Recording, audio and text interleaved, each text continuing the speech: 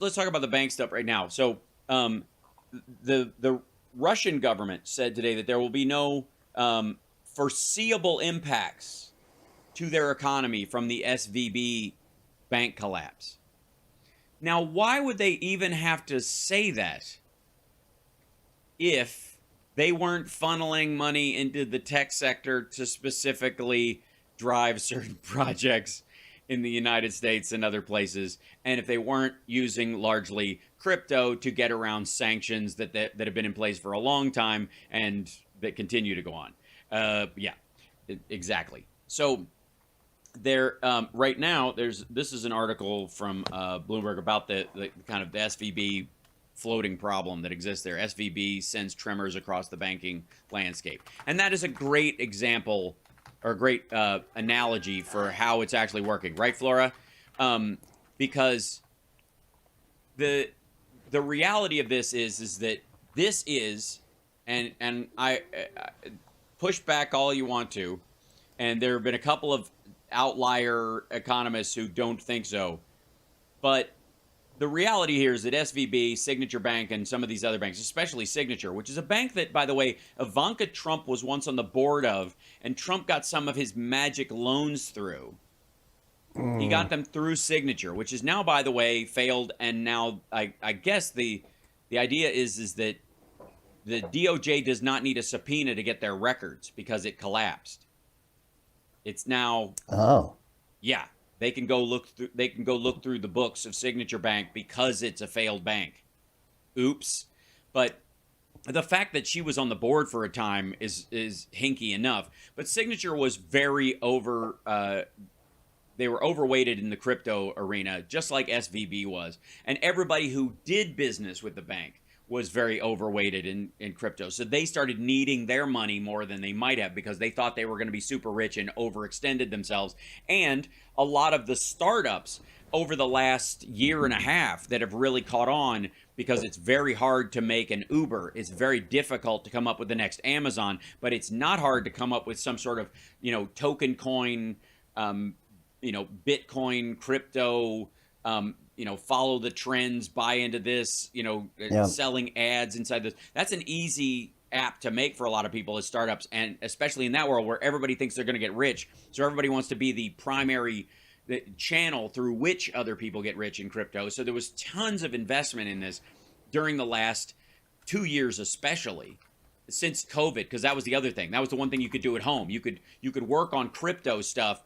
You couldn't make a physical new phone or a variant piece of technology as easily because there was no office space. So what was the obvious? And by the way, Bitcoin has gone up 50% since the beginning of the year, after tanking 66% last year, and so 50% of what's left. So don't get too excited. But the idea is that they think that the banks crashing, these issues, these regional banks crashing, is going to force the Fed's hand to not raise interest rates anymore. And there are two groups of people right now: people who throw their money in the stock market and people who throw their money at crypto. And then there are people, I suppose, who sort of balance both, right? Who hedge their bets in case they're wrong and diversify by buying the bigger, cryptos, like the big three, which would be Bitcoin, Ethereum, and if Elon Musk has its way, the Dogecoin. They'll buy into some of that and just sit on it. If it goes someplace, great, because it's going to be huge. And if it doesn't, I didn't put that much money into it anyways. Unlike stocks, which you have to manage more.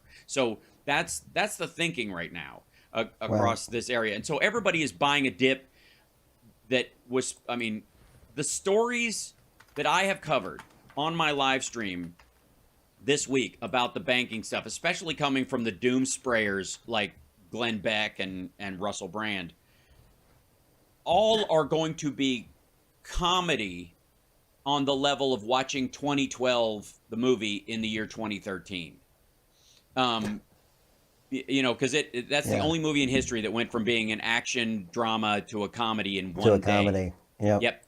And that's the situation there. So the SVB thing, let me see if I can, this part of it, one of the things they're warning about is commercial real estate in this one. That's the next big uh-oh. The problem with that is that America has a shortage of living space, especially in big cities. And corporate commercial real estate, because as a company, you can write off your office space the way a human being cannot write off their apartment, has created these kind of egregious, giant these. I mean, some of these are great functioning buildings, then they're useful for business and the like, but some of them are quite frankly just built so that there can be one next door. And Trump Tower is one of those, and that's why it was initially going to be like apartments at the top and then businesses all throughout was the idea, and it kind of was, because like the Russians ran a human trafficking and drug dealing ring out of there, and a bunch of people ran like art scams out of their apartments and things like that, like the dude's apartment that caught fire and all that business. And then of course Melania can tell you there's a Tiffany's on the first floor, and the security guy there is tall. Anyways, it's very tall. So the commercial real estate element of it, when you're talking about like malls that might close in middle America because there was too much sprawl and then it shrank, and people are talking about like that you can order stuff from Amazon now and you don't really want to go shopping.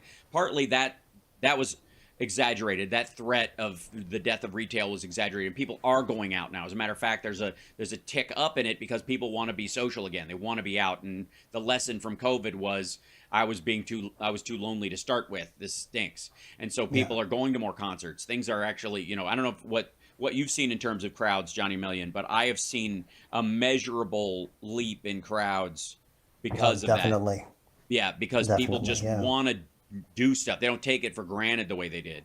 Well, there's a similar thing with corporate space and the like. People do want to move into the city where the businesses are, but the businesses you can work, are increasingly that are making money are the ones that you can do from home. Now, they're not all, the tech tsunami is not going to wipe out all other businesses, and it's not going to just be these gleaming towers, with high-speed internet that are going to be defining the work at home, but you kind of live in an office lifestyle of the modern, the future Manhattanite. Is that a word? Sure.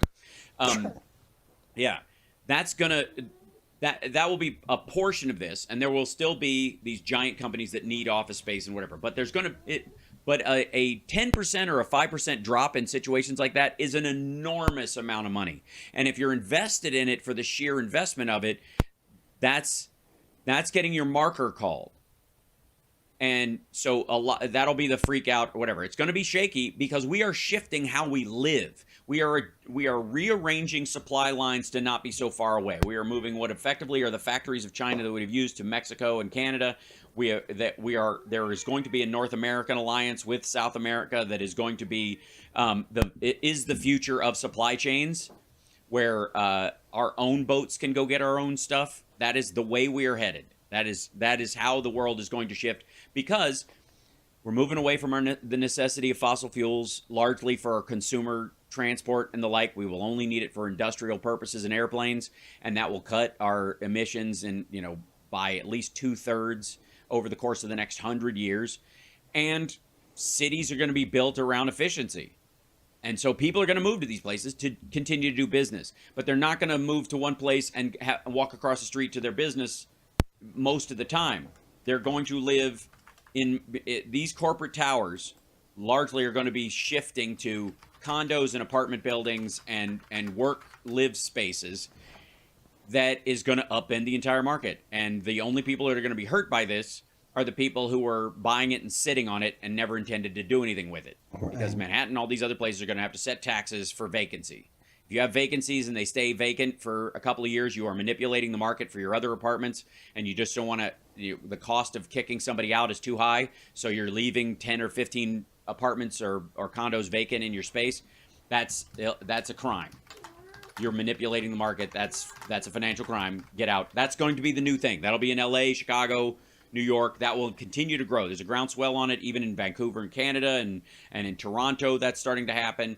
The UK is going to do it once they broom the oligarchs out. This is going to be a new standard that's going to hit these big cities. And so Will there be a bump in this? Yeah. Will there be noise about it? Will Glenn Beck be doing videos in a month and a half about how the commercial real estate market is dying because corporate America can't work in a woke society? Yeah. Is he going to? Will those videos matter a week and a half after he does them? No. So, the short short story is too late. Keep a long story short. The banking situation here is reflective of a problem that was started years ago, specifically in the crypto sector. Those people have not learned their lesson yet, so there will be 3 or 4 more of these. The only answer to it is forward regulation from the government, a reinstatement of the Dodd-Frank rules that Trump took out, and a regulatory body that handles how crypto gets translated into other currencies. The process by which it happens and how it is stored. Because if it doesn't, it's so Wild West, it's just going to be this bizarre, unknown part of the equation all the time. It's going to be one of those calculus squiggles that says that in a giant, one of those beautiful mind equations, there's a little squiggle in some of them, and you're like, what does that mean? That's the part we can't know yet. There's a part in calculus equations that literally stands for nobody's figured that part out yet, but we'll assume they will, and we'll continue on with the math that we know. That's what our financial system is doing right now with crypto. It's lunacy. It's a problem. It's a solution in search of a problem, and the people who lost their shirt under SVB and that folks are gonna do it again and again. We'll be back right after this. It's the House Parks Radio program, mega worldwide on WCPT Radio, Chicago's progressive talk, now with 100% more Johnny Million and a new Convoy record. And Philip Ittner is going to be joining us at the top of the next hour. Like, subscribe, give a thumbs up, support the show, super chat, patreon.com/houseparks, stars on Facebook, wherever you're, pick your poison. We're on all your social media things except Getter, because apparently that's propped up with Russian money. We'll get to that in a second. We'll be back.